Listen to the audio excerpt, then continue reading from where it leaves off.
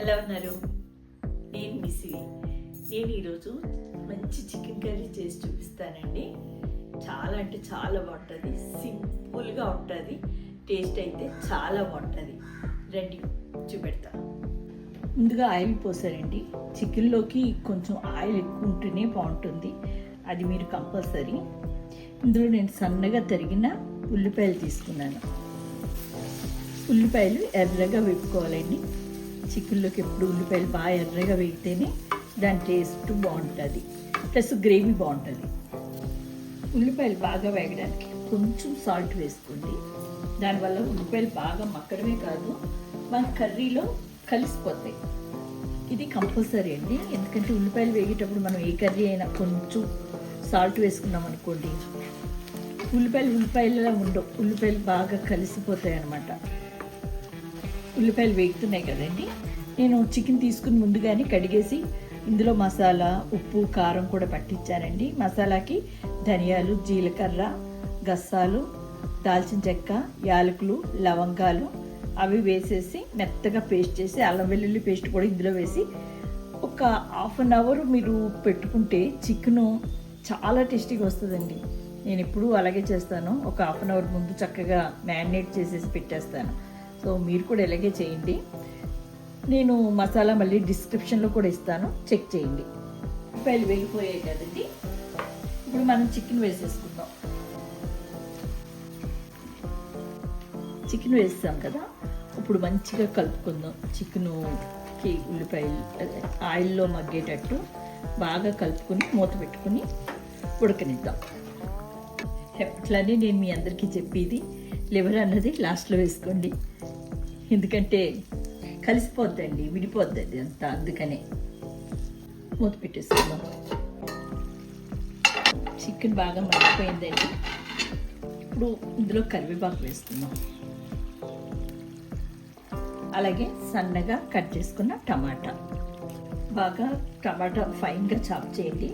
అలాగే ఇప్పుడు మిర్చి, కొంచెం కారంగా చేస్తున్నానండి, ఎవరికి గొంతులు బాగాలేవు కదా అందుకు. సో మనం ఇప్పుడు కలుపుకుందాం మంచిగా.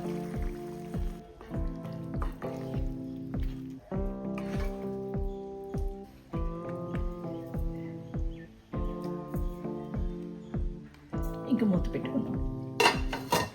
ఇప్పుడు మూత తీసి చూద్దాం. చికెన్ బాగా ఉడికిపోయిందండి, చూడండి.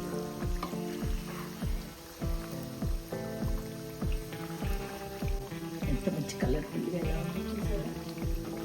కొంచెం వాటర్ పోసుకుందాము, ఎక్కువ అక్కర్లేదండి, సింపుల్ అండి చికెన్ కర్రీ. ఓకే, నా స్టైల్లో చేయండి, ఖచ్చితంగా సింపుల్గానే ఉంటుంది.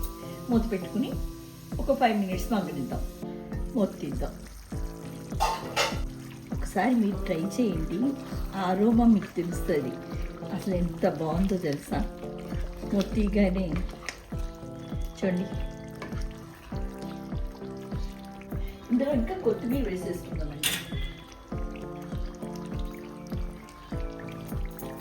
నేను నాన్ వెజ్ ఐటమ్స్లోనే కొత్తిమీర వేస్తానండి, మామూలుగా వెజ్లో వేయను. మా వారు కొత్తిమీర ఆయనకు నచ్చదు, సో వేయను.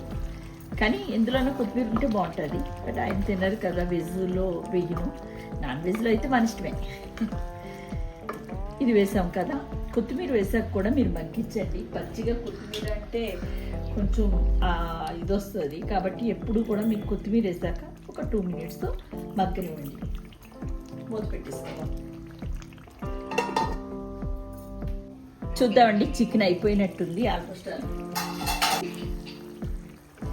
చూసారా ఎంత మంచి గ్రేవీగా.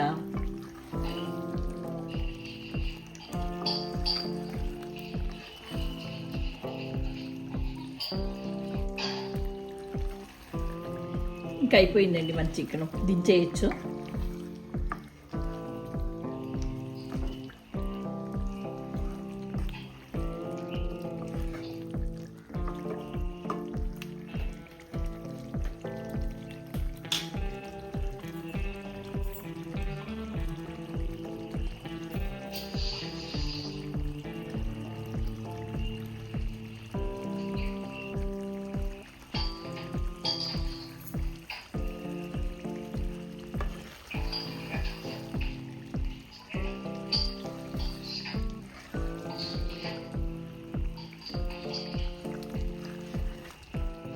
ఫినిష్ అయిపోయిందండి. ఇంకా ప్లేటింగ్ చేయడమే.